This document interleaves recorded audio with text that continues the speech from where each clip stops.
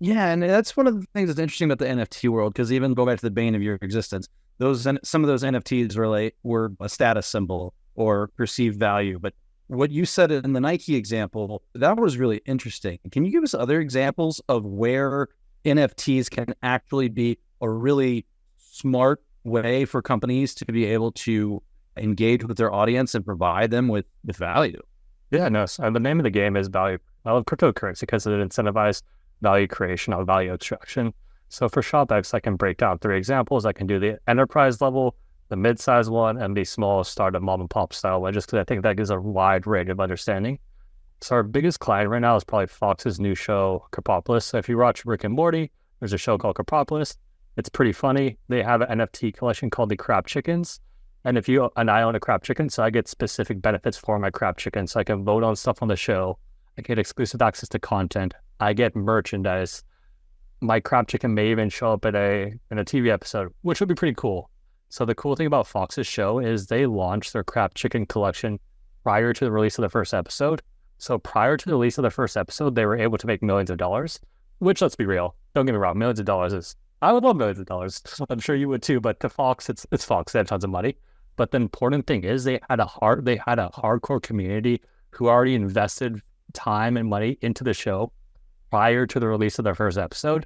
So their first episode actually had record numbers in terms of, like, compared to other animations that they released. And this was because of the NFT community, because of the ownership, because people feel like they own part of the show. So going to the show, they're already hyped, they're excited. So that worked out well for Fox. I would say our mid-sized client, and my favorite one is the Mag Park, was actually our first launch. So they're in LA. So if you ever check out the Magnolia Park in Los Angeles, it's sold by a cool guy named Mickey. They sell it's like a hyper hat store for the cool teenagers of like mid-20s. So like they'll sell like hats. The vibe of the brand is like he's a hero type of guy, great guy, basketball hoop in the store where the kids come and play and all like that whole type of thing. So his biggest issue was whenever he released a hat, bots would come up. They'd purchase all the inventory in less than a second and then sell the hats and everything on the secondary market. The customer wouldn't get the product. He wouldn't get the sales. So no one was really happy. So what he did is he launched a gold, silver, bronze style pass collection. So he sold out 125 passes for his gold tier in less than 24 hours for 0.75 ETH. And so this completely solved his botting issue. So no bots have been able to break his system now because his hats are now token gated for his NFT holders. But the coolest thing about this is the price point. So 0.75 ETH is probably like $1,500 here right now. So for someone to want and his first NFT came with a hat. So for someone to want that NFT technology so badly, keep in mind they're like 18, 21, 22-year-old person interested in like eyewear hats. They're not like balling out some are, but most of them aren't balling out by any means. So they wanted the e-commerce utility. So they figured out how the NFT system worked, purchased that. And now that they have that NFT, there's a connection with him and Mickey. They get real life events. They get to vote on designs. They get exclusive products. They get early access to pretty much all the products. It's a win for them. And my favorite stat about that case study is over 50% of the users who participate in that drop were 100% brand new to crypto. So that proved our thesis is, hey, if you want the e-commerce utility, you're going to learn how to use this tech. And they did, and now they're happy. And their Discord channel is pretty lit. Yeah, like they have specific sections for the NFT holders. Like they share memes, they share food. It's pretty degen, but in a good way. I meant that as compliments of Mickey, if you listen. And the third example, I like this one too, just because this has to do with the startups. So I've always enjoyed working with the long tail brands. My logic behind that is like the Foxes, the Nikes. They have tons of money. They have tons of resources. They'll get in. They can just brute force their way just by throwing money at the problems. But for the smaller brands, we had this one customer. His name was Husky Jackson. He's a dog on Instagram. I personally like dogs. So if you like dogs yourself, check out Husky Jackson on Instagram. He had around 100K followers, and it's just Husky videos. Just brightens your day. So he had a community, but he didn't have a product yet. And he also has a full-time job. He just runs his dogs on Instagram. So prior to the release of his product, he launched his Husky Gold NFT pass. People bought the pass prior to his product, prior to the release of anything. He then had money, so in a startup fashion, he was able to use that capital to launch his store. So this proved his concept. And since he launched his store with a group of fan bases who already bought into his product, since when he launched the store, he already had people to sell to. And if you ever try to start an e-commerce brand, the hardest thing to do is get that first 10, 20, 50, 100 loyal customers. And then it gets much easier from that. So he started his brand with that setup through his NFT pass. And again, like Mickey, like Fox, there's a specific place for the Husky Pack to chat. They talk dog stuff. I don't really know, but they do their thing.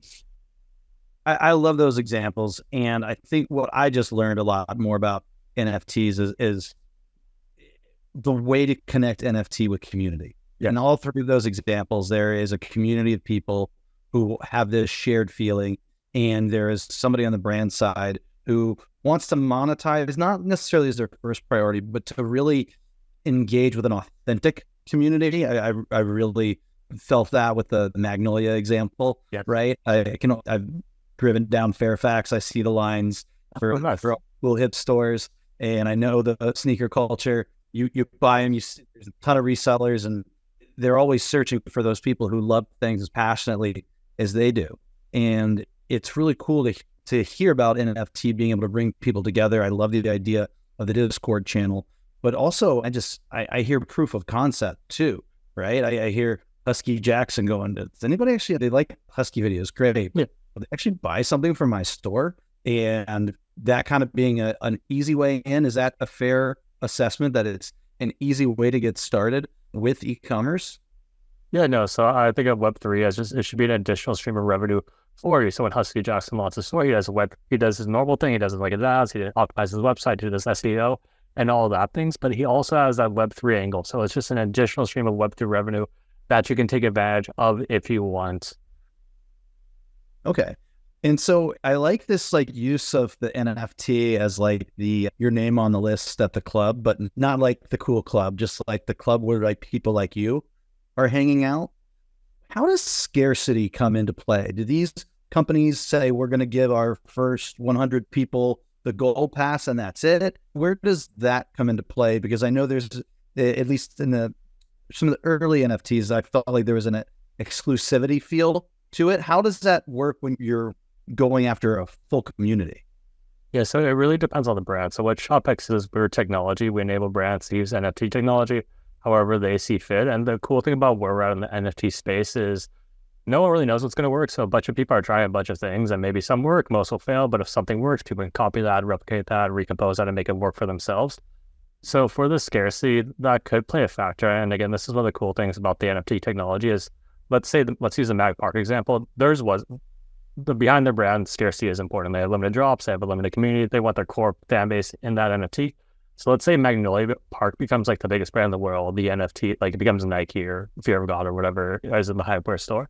That NFT should theoretically increase in price. So it's a way to share the success of the company with the customer who purchased the NFT as a way of support.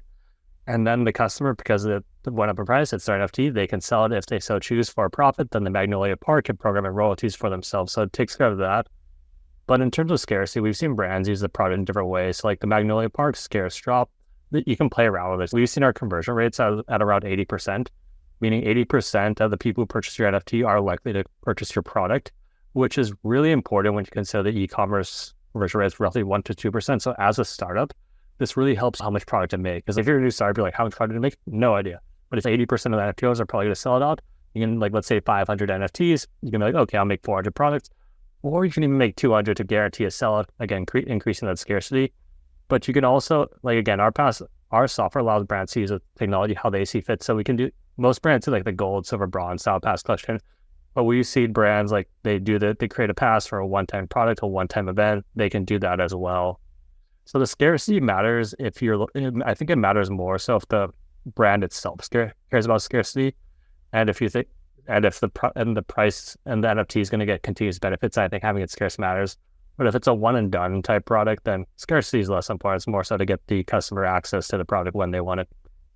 Okay. Thank you so much for all the background on all the things ShopX and what you do, and for explaining it in a way that makes sense. Now I want to hear about the story. How did you get started in this? How have you structured ShopX, and what's been the growth path to getting where you are today?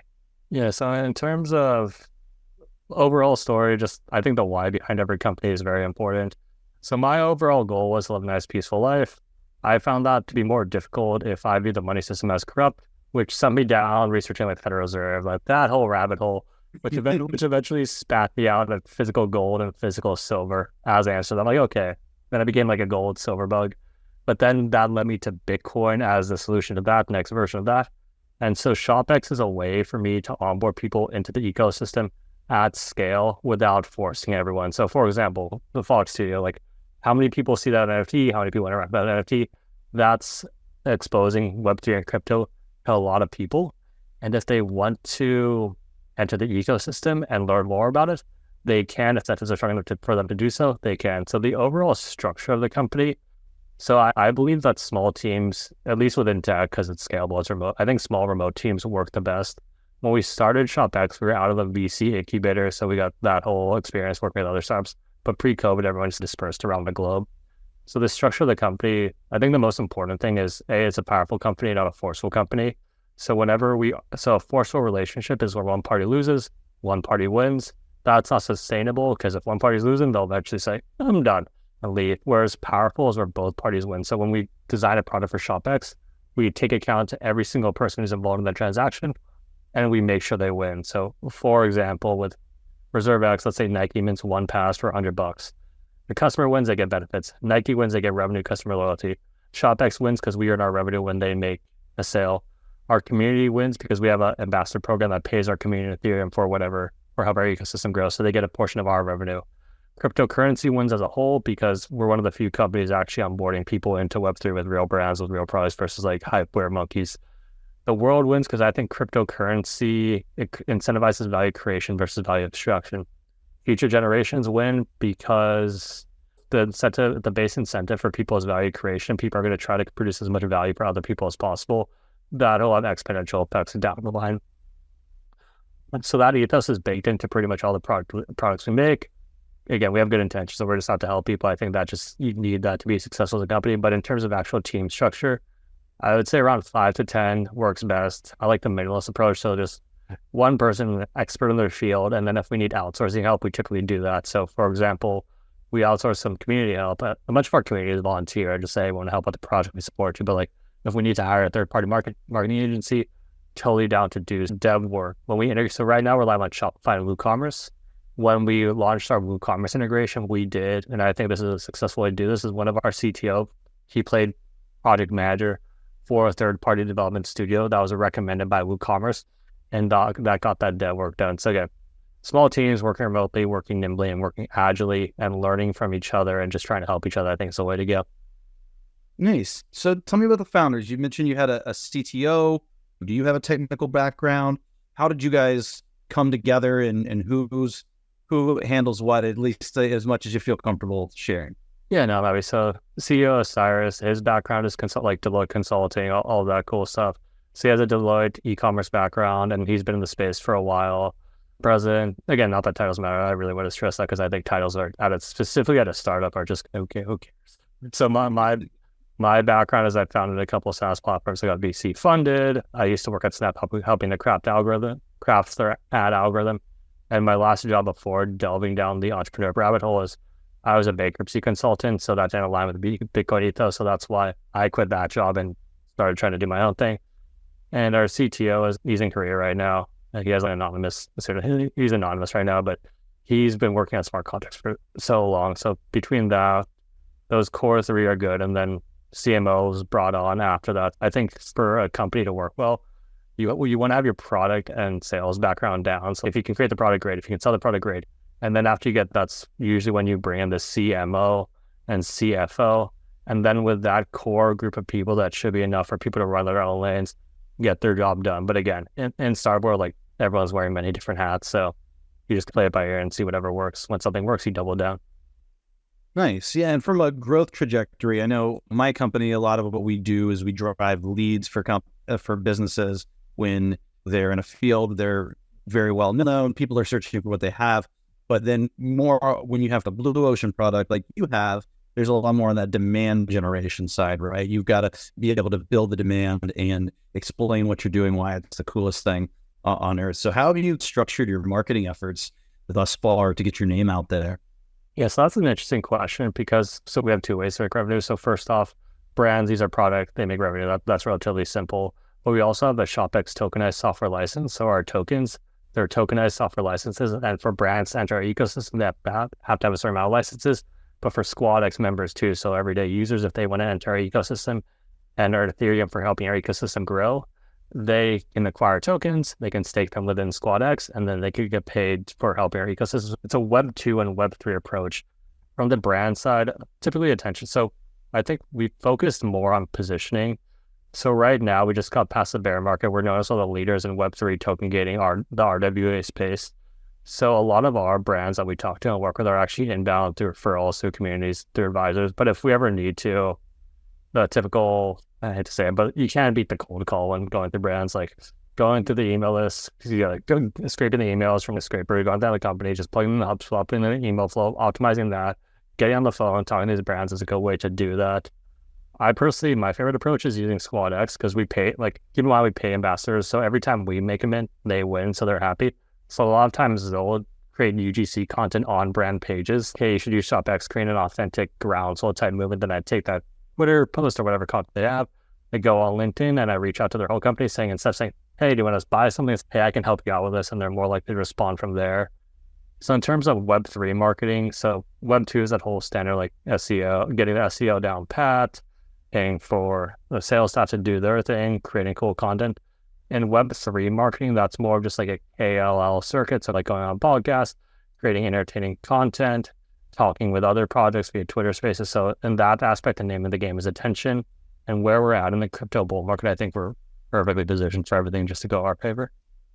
Nice. No, that's really cool. And this community keeps coming back, right? We're building through community. We're building a SquadX. Talk a little bit more about the SquadX and who they are and how people are interested, how they can join. Yeah, so SquadX, it's the first ever blockchain-based ambassador program. So just think of X. So how Twitter, or whatever, I'm going to call it Twitter because it's Twitter. No, Twitter. Yeah. We only do Twitter on this show. Yeah, good. Since we're aligned on that. It's like how Twitter paid its creators from their ad revenue. We pay our ambassador program. So we pay our SquadX community from our Reserve X revenue. And the whole concept behind that is it's better to give than receive. And I believe in energies. I think positive energy is contagious. I think negative energy is contagious. So as ShopX gets more and more brands, get more and more mints, we're happy. They're getting paid more and more Ethereum. So they're happy. What do they do when they're happy? They start posting about it. They tell all their friends about it. Hey, check out the ShopX product. And we're one of the few crypto projects with a live product, with live revenue, with who's done everything right legally. So it's a good magnet for them. This increases the size of our community. As the size of our community increases, they get us more and more brands. They get us more and more attention. We live in an attention economy. We're an ecosystem-based product, so the more attention we have is good. So it creates a nice positive upward spiral. If you want to join SquadX, and just to be clear, it's an ambassador program that pays our ecosystem for helping our ecosystem grow. You can check out our website. It's squadx.co. It's from you can find it on our normal website. So shopx.co. Go to squadx.co or check out our Twitter. So Twitter at ShopX Labs. It's linked there, but if you're really interested, the best thing to do is go to our Twitter, join our Discord, and ask our community what they think of the project. They're a bunch of DJs in a good way. Like they'll be brutally honest. They think something's not working. They're the first. They're fine. They have incentive to tell us, so they'll tell you what they think of the project organically and honestly, which I think is important. And everyone's going to recommend you do your own research too.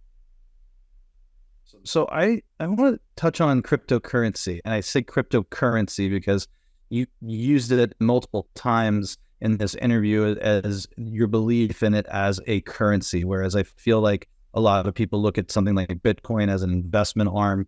I've looked at crypto as a place where I feel like there's sharks and minnows, and you guys are looking to get that stigma out, bring people in, and I think that's really cool. So for people who might be on the fence on crypto, talk to me about why we should be a little bit more bullish on it as a whole and where you think it might be headed. Yeah, so in terms of crypto advice, nothing I say could be considered as financial advice. Sorry, dude, I just had to, I actually have to throw that in there. So I never advise people on what they should do with cryptocurrency. I can only tell you my train of thought, and if you resonate with it or it interests you, that's great. So the reason I'm a big fan of cryptocurrency is I think it creates, I think it incentivizes people for value creation. And what do I mean by that? Like I view money as neutral. I think there's good ways to make money, and I think there's bad ways to make money. If you produce a bunch of value for a lot of people and you become rich, fantastic. You'll probably use that money to produce more value. So that's good for everyone as a whole. But let's say hypothetically, I wanted to become rich right now without producing any value. How would I do this? I would place myself right next to the money printer, aka the Federal Reserve, extract as much as I can, and then I would give the money I'm able to extract. I give it to my friends in the form of government contracts where it's like, there was one recent one, and whatever you take of this, there was a bill that was passed. It was like $5 billion for electric car chargers. How many electric car chargers did they make? They made 8. And I'm sure those 8 chargers didn't even work. So that's just a money laundering. That's clearly just money laundering. So with now that's happening, there's 3 corrupt people, or there's a corrupt group. The corrupt group, because they have access to unlimited money, they'll defeat the non-corrupt group. So now there's more, and the problem just escalates to what we have now. But in the Bitcoin cryptocurrency world, let's say I want your Bitcoin. First of all, I would love your Bitcoin. If you have Bitcoin and you want to send it over to me, feel free. How do I get your Bitcoin? I can't inflate it away. I can't take it from you. I have to produce something of value for you, and then you voluntarily give it to me. So if I wanted to make a lot of money in a Bitcoin world, the only real solution for me is to produce as much value as I possibly can, or as many people as I possibly can. And this, if that's the mindset going forward, I think that's better. And this encourages authenticity too, because I think 2 things. I think God, the creator of the universe, I think they give us individual gifts. And I'm the best me in the world, you're the best you in the world. And I think people are happiest serving other people. So if I'm trying to make as much money as possible, which I am, how do I do this? In a happy way, I try to serve as much people as I can. How do I effectively serve as much people as I can? I have to follow my intellectual curiosity because it's something I actually care about, something I'm actually passionate about. That's going to go bode well for everyone. So if everyone's operating in that mindset of abundance going forward, I think we're in for a better life. And I think Bitcoin is the core of that. Everything else is, again, sharks and minnows. Like, I think Bitcoin is king. I think Ethereum is around to stay. ShopX is doing our own thing in our e-commerce niche where most are scams, but some are good. And it is just like in a blossoming space. It just works out that way. Nice. No, I really like that. And I appreciate you bringing your passion into the world and making it better and providing more opportunities for others to be able to make money. So let's talk about you, Eric, the dude, the entrepreneur. How do you structure your day? How do you make sure that you take this passion and that you're spending your time wisely? Because we talked a lot about currency. I believe time is the most important currency that we have. How do you really make sure that you're optimizing your time in a way that's following those passion, that you set forth? Yeah, so time and energy, I think, are the most valuable things we have. So I'm quick to let things go. If something drains me, like if something's negative, if something's draining me, sorry, like I wish that person, that thing, that event the best, but I have no time or energy. I don't want to waste any time on negativity. I focus on the positive. So my days, I think it's pretty random, to be honest. So I have ShopX, but I'm also working on another company, which is Dotting, the first ever AI-powered matchmaking service. So it's a bunch of stuff going on for a bunch of both different companies. So what I do is I have a morning anchor and I have a nighttime anchor. My morning anchor is I wake up at 4:20 because I find that funny. That's when I do my meditation. Like I'm an avid like I do tons of meditation. I think it's one of the most beneficial things you can do as a person. So I do my meditation in the morning. And when you do it in the morning, that's when most melatonin is in your system. So it is the best time to meditate. I use that to set my intention for the day. I'm like, okay, this day's going to go well. Calls are going to go well. I'm going to help other people. Everything's going to go extremely well. And then I think that creates like a quantum collapse where everything does end up going well. So I do that. And right after that, I check like emails, do some community management, do all that whole stuff, respond to questions. And then from there, I gym. Like I try to be at the gym around like 5 because that's when it opens. Do my lift. I do a sauna. And then I come back home, I take my shower, my workday starts. And because I work with 2 different companies, like, again, like both startups, so both many hats, like my goals are all over the place for one company, let alone 2. So sometimes it's engineering, sometimes it's marketing, sometimes it's sales. So I don't really know what's going on. So I live by my calendar. I have an organized calendar where it's like someone books time, I show up and then I figure it out. And that usually works. So if I need some like quiet time for a specific like engineering, like QA type of stuff, I'll book time on my own calendar. If I need to go on a walk, I'll book time on my own calendar. If I need to meditate, I'll do it. Like my time is my own. If I meditate or go on a walk, that's going to help me better serve the other team members, which better serves our customers, which is a win for everyone. So I think if you can do that in the middle of the day, go for it. And my nighttime anchor is I train Muay Thai. So that keeps me online at night. So if I'm training Muay Thai, let's say decide like right after this call for lunch, I just have a tastes good, but just bad for your lunch. I'll most likely get hit, which is good incentive to eat healthy and be online. So it keeps me on track throughout the day. And the cool thing about Muay Thai is it forces me to the present moment, so it gets me out of work mode. Because let's say I take a work problem, or work opportunity into Muay Thai, and I'm thinking about it, then I usually just get hit, which is rather annoying. So it forces me to be present, focus on the Muay Thai, and after I leave that, it's one of the most intensive workouts you can have. So I sweat out all the stress. Then I'm chilling. I usually have a healthy dinner, and I usually read or something. Like on the weekday, obviously I'm not perfect, so I miss it sometimes, but I'll try to read something positive. And then I like to close the day in meditation as well to program my dreams. So if I meditate before bed, I can have some cool dreams, which I leverage to work throughout the day. So like a third of my dreams are pretty much lucid dreams. So you have a big win during the day. I win, and you just carry on and just stacks on top of that. So I can have wins during dreams. I'm just like, I'm flying around, I'm hanging out with superheroes, I'm talking with philosophers, I'm playing chess, I have like Super Smash Bros. I live in Pokemon World. So I can take that energy from the dream and it carries on to the next day. Wow. I have a lot of follow-ups. Yeah. I'm going to limit it because we've got we're getting close to time. I love the 2-a-day workouts. My gosh, what commitment. As a father of 2, can I just say, keep going as long as you can, man. Oh yeah. Boy, that's kind of sacred. Yeah, they don't tell you about the time when the little ones start coming. But I want to talk about that relationship between meditation and sleep. I'm admittedly a terrible sleeper.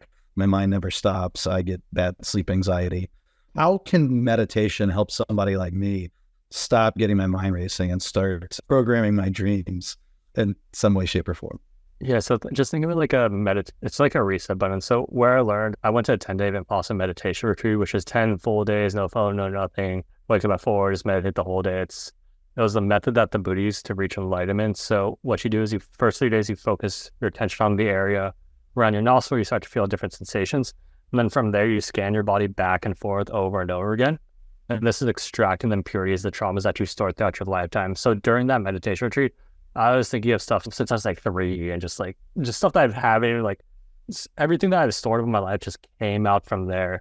So the best way I would think of meditation is think about your mind as like an email inbox. So if you don't meditate, your mind, you probably never opened your email inbox throughout your whole life. So when you first open your email inbox, it's just a bunch of I call it the blah, where it's just like a bunch of, because when I first started, you just get hit, because you're forcing your brain to be still, and then it just starts thinking about stuff. So you just hit with a bunch of blah. But as you do it more progressively, as you get better and better at it, you start opening the emails, observing them, and then moving them on over and over again. And eventually, after time, you go through enough emails, your mind becomes stiller, becomes calmer, and then it just becomes more peaceful, which I think greatly helps with sleep. And it also helps with stress too. Like I don't really experience stress, which is super nice. But I'm also not a father too. So no, it's interesting though. I don't know that I feel guilty a lot because going back to what you were talking about, like the bad energy and like just dropping it, like I've become a master delegator. Like if I don't want to do it, like I'm not going to do it. And why did that agree with this? Yeah. And so I've done a good job at like eliminating a lot of that stress. I feel like I'm a good big picture thinker. And when I recognize that the system's good and the system's been good for a little bit, like I really take advantage of it. I take advantage of that time. I try and go on shorter but more trips with my kids and try to be able to see the world. But then I do feel like I get this anxiety, and particularly at night, which is and it just comes from having different types of sleep issues over the years. Oh crap! Let's see the classic example. If it's 2:00 now, so if I can lay my head down, I can get 4 hours, and then it's okay. What about now? 3 hours and 45 minutes, and there's that drive that I feel like. And that I have a hard time turning off and getting to more of a Zen, I don't know, vibe. Is that the right word? That you have, it seems amazing, but also a hell of a lot of work for somebody like me. How long did it take for you to really dive in and get to where you are today? Yeah, no, that's a good point. First of all, it was a hell of a lot of work. Like the 10-day meditation retreat, it sounds simple. You're sitting there for 10 days, but honestly, probably one of the hardest things I've ever done. But it's taken years, and it's a progression type thing. It's like when the student is ready, the teacher approaches a meditation retreat is what kicked it off, but I've always been interested in that. But what really was beneficial for me in the learning experience was when I was at the VC incubator. So for your listeners, what an incubator is essentially startup school. It's like early stage startups. They just work in like a building or whatever, desk by desk close to us. And the startup next to us was Liquid Death and Mountain Water. So at that point in time, I was much younger. So I'm young. I'm obviously gonna leverage that experience. I'm gonna try to network. I'm gonna have lunch, go walks with as many CEOs in different fields as possible, which I did. So like having that experience and getting those tips from that many people, what worked for them, what didn't, and hearing their stories was, it was so very helpful. And at that point in time, I was like, I think I was more like the 12-hour, like I was there first, I left last, like the whole like 14-hour work days. You get up, you start working again, like you're always on. But I noticed, so when I would reach, and I think everyone's successful. I know that's a Zen bullshitty answer, but I view everyone as successful. But the people who are viewed as the more successful, startup founders have multiple exits, who are further along in their companies, all of them had a spiritual practice. And there's one particular moment, it's like, oh, like, going to grab lunch? Or I'm like, yeah, I'll take off work. No, I can't grab lunch at the time. I'm meditating for this hour. And I'm like, what do you mean you're meditating? 2 p.m. on a Tuesday. How are you meditating? What's the point? No, this is when I meditate. It helps me. You do you. And that stuck with me. Because like before, I thought it was bullshit. I'm just like I would try before, but like I'd sit down, like I was meditating. Like a minute and I was like, this is stupid. I need to check my phone. What am I doing? But that one was like, oh, maybe he's onto something. Obviously, I ignored it for a while, but I gave it more effort. Then certain content started appearing where I was like learning the benefits of it, like the science behind it. Okay, this is interesting. I gave him more of an honest effort. Like I actually sat down, started something called binaural beats, which are training wheels for me. It's 2 different headphones, different frequencies, so it forces you into a state. So that and guided help. And then when the Vipassana meditation retreat, which is what it's called, when my friend told me to do it, I obviously ignored it the first time. Like, I can't take 10 days off. That's crazy. What do you mean? No phone, no nothing. But then eventually 6 months down the line, another trusted source who also happens to be really successful in the real world, or in the world, he suggested this to him. Okay, that's the second person who's done this. Something's happening. I go on the site immediately. I sign up, and then I get accepted, and I just join without really even looking into it. So that was a complete surprise for me, what I walked myself into, which was, I think, it was a way to go. I had no expectations, and it turned out to be one of the most beneficial things in my life because it makes you. So first off, I think of everything in energy, in terms of energy, frequency, vibration. So like, just like a radio station, if you're tuned to a certain station, you get that station. If you're sad, you're vibrating a certain frequency. That's why you attract sad people. Same with angry, same with peace, same with loving, same with helpful people. So what this does, it really resets the battery settings for me as a person. So now I generate positivity. So now when I'm talking to someone, I'm honestly wishing them the best. I hope you have a wonderful life. I hope you accomplish your goals. Like for you, for networking events, for at the gym. And since I started authentically having that mindset, I noticed that everyone wants to help me out too. Because if I go into a conversation, my goal is to be helpful now. My goal is to be helpful to you. And then that's how you really get business done. Where we're both trying to help each other. We're both trying to grow. Like no one's trying to like nickel and dime. It's I got the upper hand. That doesn't work. And here we are. All right. You've now convinced me. I'm going on a leadership retreat this weekend, and it's mostly social, but part of it is we are going to have somebody come and teach us some form of meditation. I'm not sure what it is, but that part when I read the agenda was like, okay, sure. But I really appreciate your story, and I'm leaning in. Like it's the idea of going to bed every night and programming dreams, and a third of those being lucid. That sounds it's like a first. Yeah, a lot of work. I heard you, a lot of work, but still, that sounds like an awesome goal to go after. So. Anyway, Eric, we've reached time. This was awesome. I had so much fun. I learned a ton. I think the listeners are going to learn a ton. Thank you so much for being here. Oh, dude, I had a blast. And honestly, dude, thank you so much for having me. And for your listeners, thank you so much for tuning in. Truly appreciate it.